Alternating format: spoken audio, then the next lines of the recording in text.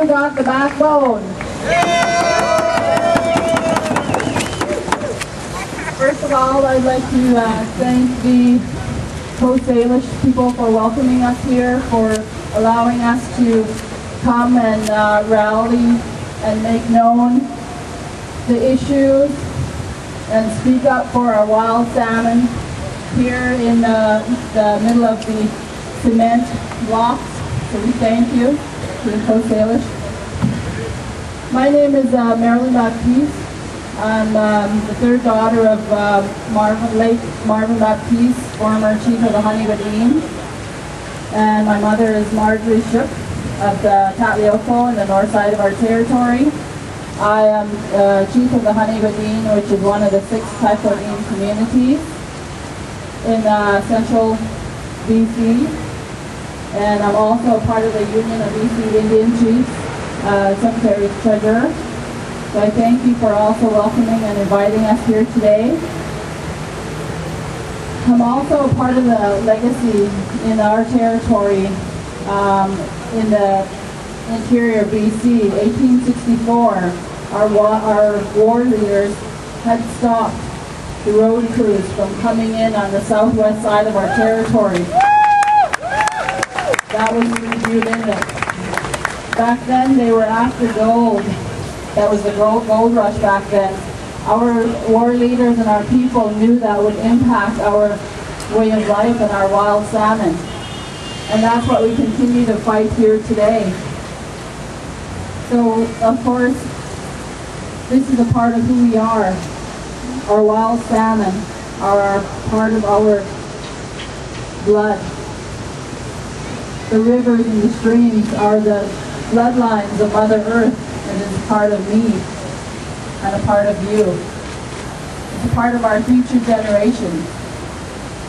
That is our legacy, that we have been passed the responsibility and the duties to protect our way of life and our wild salmon. Our wild grizzly that also feeds on the wild salmon. So I'm very honored and very proud to be here with Alexander Morton, the Union of BC Indian Chiefs. And of course, very honored also to say that I was a part of the journey down the Fraser River last October with our elder Gilbert Solomon and our youth Marie. And Gilbert's message for you all today, because he was his drum was very much needed here today with me, but he could not come. Gilbert is at the headwaters of the Chilko. He's on the Chilko Lake constantly doing ceremonies and drums and songs to help all of us in our work here today and to help strengthen the wild salmon in their journey from the headwaters and through the oceans and back home again. My dad also, when I was young, had always said that our waters are our most precious resource. And even back then, when I was a little girl, he was telling us how the fish farms would impact our wild salmon. And here we are today, and I'm following in his footsteps because I know the responsibilities and the duties that we all carry. This is very important, and the government and industry continue to impact our way of life, our waters, and our wild salmon. We continue to stand up and speak out for the protection of Mother Earth. And it's amazing how we have to continue to fight tooth and nail, and yet when it comes to government and the industry destroying what sustains all of us, they don't have to fight tooth and nail. We need to turn that around. That's not possible.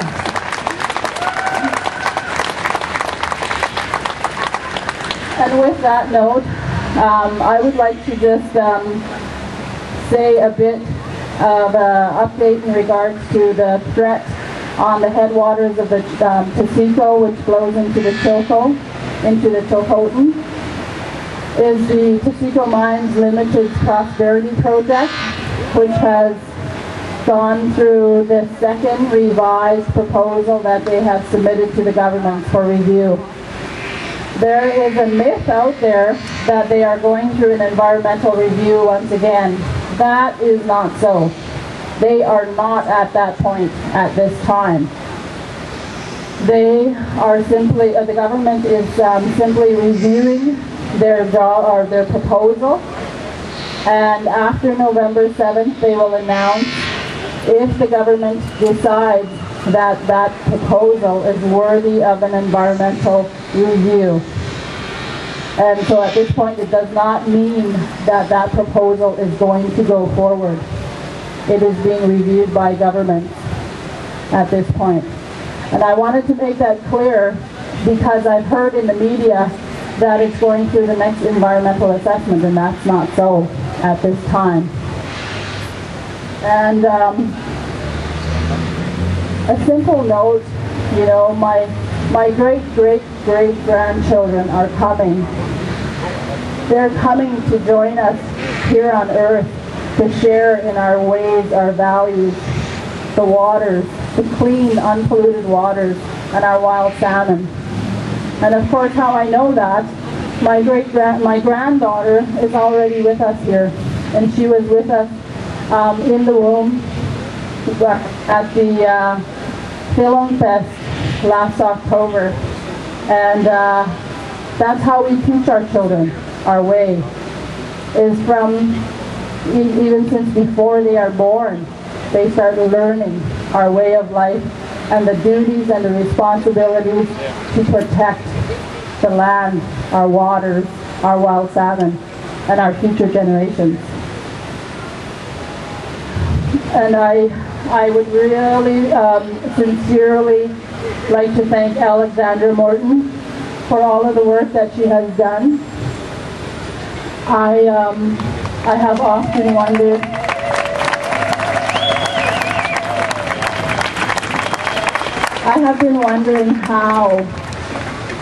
how it is that some of the salmon runs above our run on the Fraser River are more impacted than our run. And a lot of those questions are being answered by Alexandra's dedication and hard work.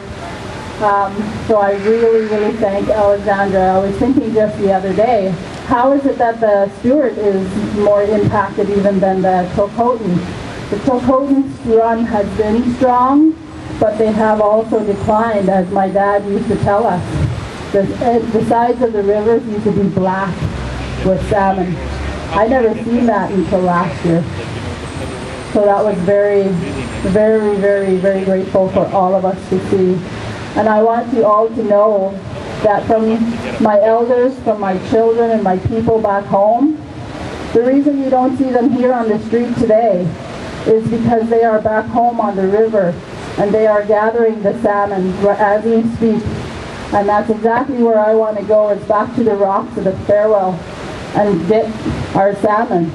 That's a part of who we are, and that's a part of preparing for the winter and our days ahead, our fight ahead, our continued fight.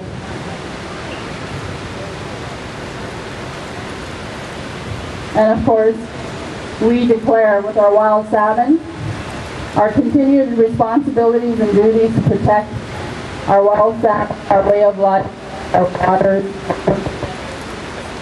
I think somebody is telling me I'm cut off.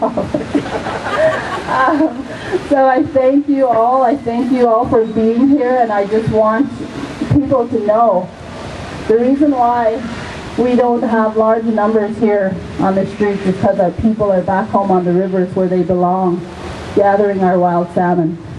So